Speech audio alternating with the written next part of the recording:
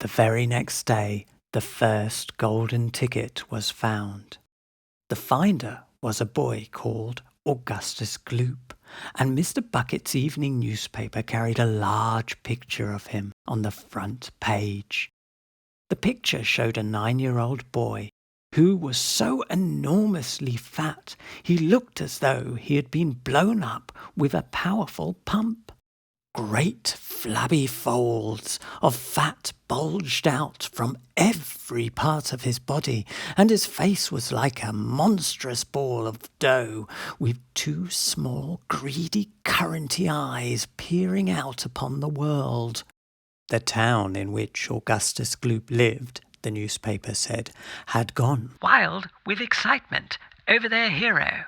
Flags were flying from all the windows. Children had been given a holiday from school, and a parade was organized in honor of the famous youth.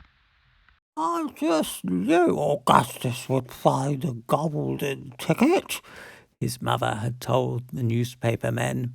"He eats so many bars of chocolate a day that it was almost impossible for him not to find one. Eating is his hobby, you know. That's all he's interested in. But still, that's better than being a hooligan and shooting off zip guns and things like that in his spare time, isn't it? And what I always say is, he wouldn't go on eating like he does unless he needed nourishment, would he?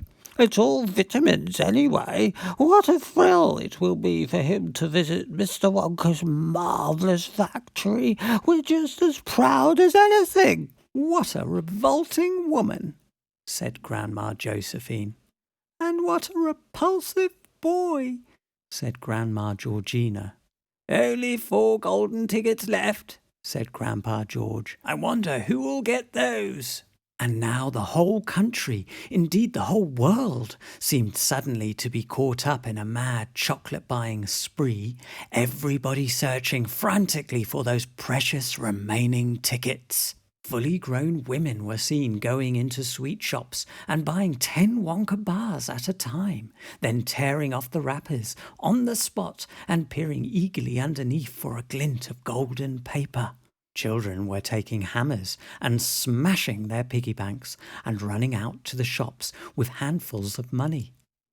In one city, a famous gangster robbed a bank of £1,000 and spent the lot on Wonka bars that same afternoon.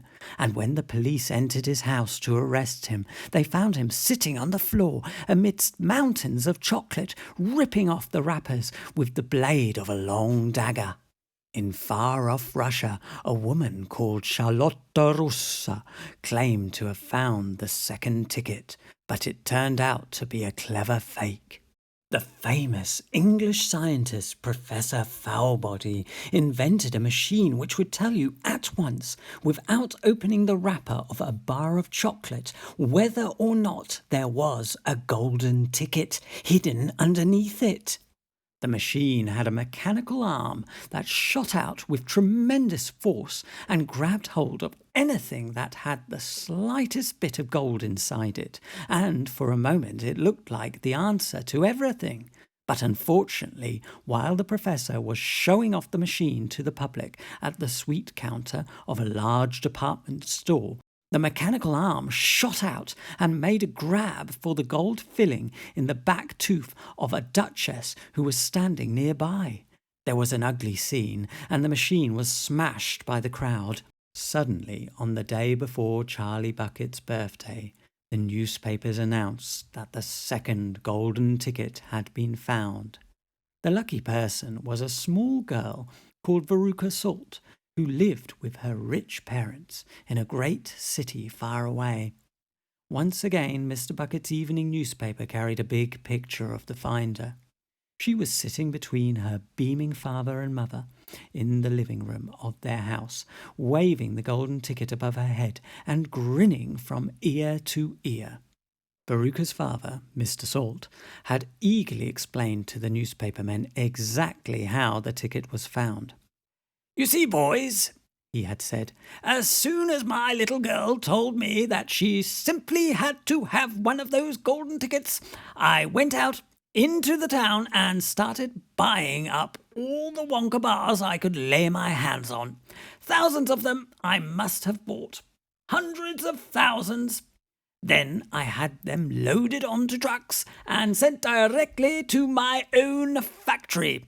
I'm in the peanut business, you see, and I've got about 100 women working for me over at my place, shelling peanuts for roasting and salting. That's what they do all day long. Those women, they sit there shelling peanuts. So I says to them, OK, girls, I says, from now on you can stop shelling peanuts and start shelling the wrappers off these chocolate bars instead. And they did. I had every worker in the place yanking the paper off those bars of chocolate full speed ahead from morning till night.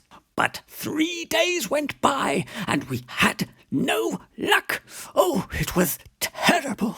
My little Veruca got more and more upset each day, and every time I went home she would scream at me, "Where's my golden ticket? I want my golden ticket!" And she would lie for hours on the floor, kicking and yelling in the most disturbing way.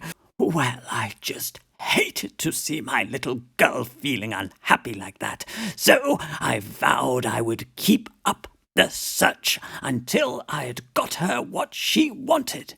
Then, suddenly, on the evening of the 4th day, one of my women workers yelled, "I've got it, a golden ticket," and I said, "Give it to me quick." And she did, and I rushed it home and gave it to my darling Veruca, and now she's all smiles, and we have a happy home once again. That's even worse than the fat boy, said Grandma Josephine. She needs a really good spanking, said Grandma Georgina. I don't think the girl's father played it quite fair, Grandpa. Do you? Charlie murmured. He spoils her, Grandpa Joe said, and no good can ever come from spoiling a child like that, Charlie. You mark my words.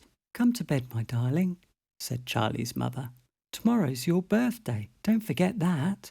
So I expect you'll be up early to open your present. A Wonka chocolate bar, cried Charlie. It is a Wonka bar, isn't it? Yes, my love, his mother said. Of course it is. Oh, wouldn't it be wonderful if I found the 3rd golden ticket inside it, Charlie said. Bring it here when you get it, Grandpa Joe said. Then we can all watch you taking off the wrapper.